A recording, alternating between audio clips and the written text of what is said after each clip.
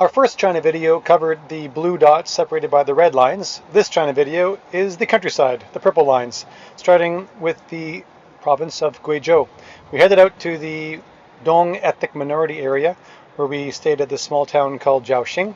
Jiaoxing is pretty touristy for sure, but these are original buildings and they did have pagodas and wind and rain bridges and wooden structures with lanterns like they have here.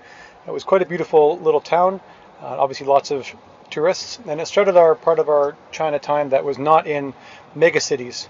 We really enjoyed the peace and quiet in the evenings when all the tourists left these places, and enjoyed meeting some of the locals, as seen here with our little handicrafts, some of which we bought. And when Chinese come to these touristy places, they rent costumes, which we suppose are timepieces from when this town would have been built back in the Ming Dynasty. And here are a few of the Chinese tourists dressed up in their costumes, and here's a few more of the Chinese tourists dressed up in their costumes. We felt very underdressed for the most part. Our time in this part of the country was definitely a slower pace, and we saw things like this song and dance in the local language, not in Mandarin. And we ate in a lot of places that look like this, which are just little holes in the wall on the street that serve up delicious food like these steaming hot noodle soups, which are cheap and awesome. We loved it. So on the second day in Jiaoxing, we went on a hike to a little town called Tong'an. It was a very long hike, and at the beginning it was nice and it wasn't raining, but then about halfway through maybe, the sky just absolutely opened up and it poured down on us. It was crazy. It was so funny. We've never seen rain like that before. So along the way we saw one of these cool wind and rain bridges, they're called. They're very traditional, and once we got to Tong'an we were absolutely sopping wet. Every village in this area has their own traditional wooden bell tower. I love how this one has a fire pit, traditional, and a TV, because it's like the community center.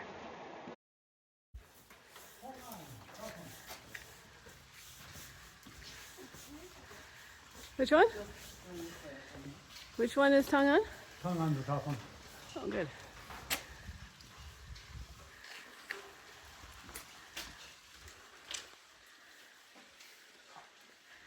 We're on the top of a hill in a little village after hiking through the rice paddies, and the skies opened up and rained all over us. It's quite exciting. We're using all trails and Chinese signposts to find our way. What could go wrong? Here's the central bell tower of Tong'an, and as Julie said, we were soaking wet by the time we got there, so we joined the locals around the fire that they had going inside that bell tower, and we became, it's a long story, but we became honorary citizens of Tong'an, and I'm holding the velvet certificate that says that. At the fireside, we met this young Communist Party member who gave us a ride back down to Jiaoxing. He's in charge of this town and helping the citizens clean up the town and their homes in exchange for food and water and sometimes money. It was a very interesting learning experience for us on how the Communist Party looks after the smallest of villages in their massive country. This is a train station in a capital city of a southern province in China. Not even a massive city or province. And this is the emptiest we've ever seen a train station because it's early in the morning. But look how much space they have organized here to move people through. And for scale, there's the children waiting for me. At all of the local convenience stores, we enjoyed looking at the food selection and funny snacks.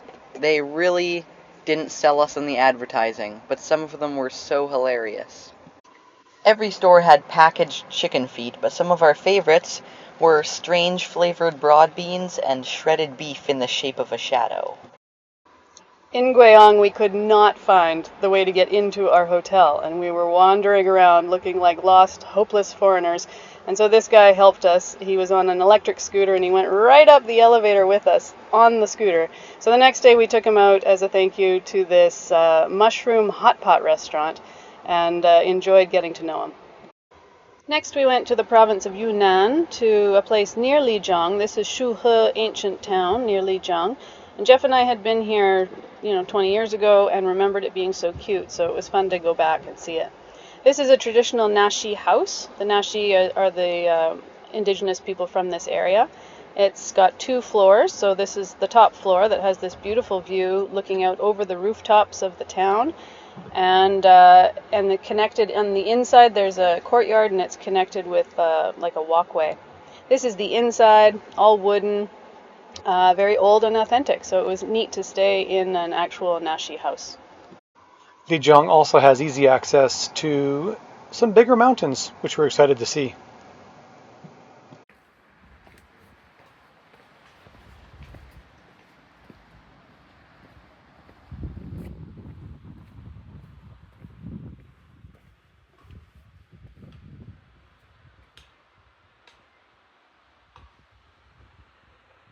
There was a much larger, more famous touristy area up the valley, but Johnson, our lovely host at the Naxi house, counseled us not to go there, and instead we enjoyed this beautiful hike through drier pine forest and the roots of the mountains, all by ourselves. We literally only saw 5 or 6 other hikers the whole time we were there.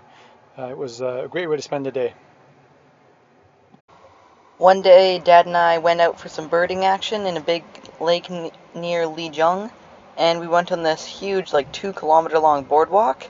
And when we got back, we had another delicious meal in a little hole-in-the-wall restaurant near the ancient town of Shuhe. And it was really cute. The weather there was great. Sunny weather, blue skies, and perfect temperature. A little chilly, but we liked it up there in the mountains. Here we are in Shuhe ancient town. It's near Lijiang. And it's built in the traditional Naxi way. Well, it is actually an ancient Naxi village, Naxi, in Yunnan province. And we're exploring the little cobblestone alleyways. I think we're pretty lucky to be here in off-season because there's really nobody here, which is not what our experience has been like in the rest of China, where there's been millions of people everywhere. So this is lovely. This town is known for having its canals in the town. Oh, there's a better view, which apparently just comes off of a glacier. There's really high peaks here because we're just kind of at the edge, the eastern edge of the Himalayas. Yesterday, or the day before, we hiked up to see a mountain that was almost 6,000 meters tall. Of course, we just were at the bottom of it. And there's still a glacier up there. Isn't it cool? A lot of China we've seen building in cement, and so this is neat to see all these buildings in stone and wood. China encompasses many, many ethnic groups, all with their own long histories and cultures and languages. We just scratched the surface by visiting a Dong village and a Naxi village. Our next stop was the birder's paradise of Baihualing. En route, we saw these massive numbers of solar panels covering the hillsides, which was a unique experience for us. And at Baihualing, they're famous for these bird blinds where you sit and people put out food, mostly mealworms and some apples, and they have a water feature, and you sit for a couple hours watching a huge variety of birds come within 20 or 30 feet of you. Aside from the bird blind experiences, we also went on 1 or 2 walks. This is really high up the mountain in a beautiful little forest, and us at the stream. We're here at Baihualing, which is perhaps the most birdie place in all of China. It's in the Gaoligang Mountain National Park. And this path that we're walking on is one part of the southern mountainous Silk Road. And some of these stones that are here were put in place in the 4th century, and here we are birding it. I've never thought of the Silk Road as being on a mountainous path, or that it would still be a mountainous path. I kind of imagined the Silk Road as big wide open caravans going from city to city, but I guess it makes sense. In the mountainous areas you would need to have a skinnier path. You'd probably just have a couple of horses wide going on a path like this. One of the main reasons birders come to this area is to find the honey guide, which in Africa, it guides people to honey, but here it's just one of the rare birds, and we actually found it. We went up near the top of the mountain, and we found this giant Asian honeybee nest and a honey guide. It was great. On one of those hikes, we also saw this loofah, which is actually part of the cucumber family. This is pretty cool.